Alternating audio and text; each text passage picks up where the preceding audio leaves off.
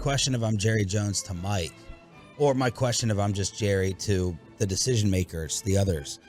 Is Mike McCarthy that great of an offensive mind? No.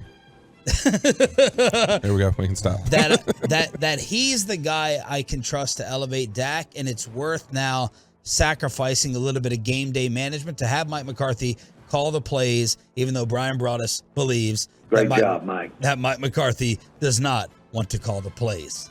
Is Mike McCarthy my difference maker? If he's the same as Sean Payton?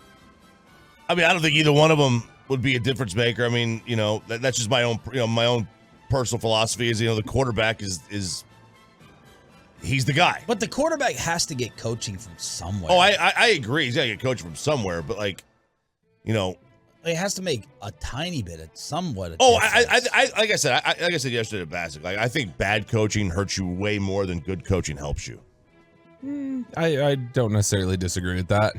You also kind of focus on the mechanics of it versus, all right, Dad, go 1, 2, 3 here, and then hear your progressions, hear your reads, the mechanics. Absolutely. Yeah, that I think really, really can help a player.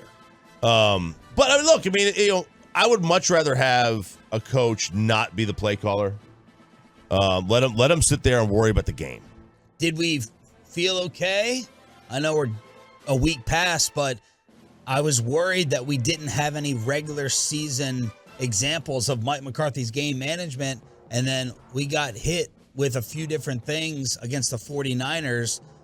We didn't even talk about the criticism over punting at the very end. The 4th and 10 punt versus just going for it right there. McCarthy caught some heat for that. Yeah. Yeah, I mean, look, if you're paying a guy $40 million and you don't trust him to get you 10 yards when you absolutely need it with your season on the line, like you've got to have faith in that quarterback to do that. And I thought that was a miss on Mike's part. The final drive executions, right? Like, you can blame Dalton Schultz, but the little coaching of go forward so the clock stops. Make sure you get the second foot down, and then of course the Zeke play with Turpin. Yeah, it still makes me laugh. I was dying when I was watching the NFL mic'd up segment. I was dying to see them cut to a 49ers player mic'd up immediately after that play, and they wouldn't show it. So that makes me think they got mocked mercilessly. Why did you immediately say no when I said, is McCarthy the offensive difference maker, the Dak difference maker? Because I mean I think that's the reason why he doesn't want to touch it here, is because it failed so poorly at the end in Green Bay. Like, it was not going well, and they were like, okay, this is. I think that's why he didn't want his hand in that. I think he was like, that's not what I want to be involved in anymore. Well, can I argue, like, tough to take Aaron Rodgers at that time to another level versus like Dak Prescott? Aaron Rodgers is like, what are you going to tell me right now?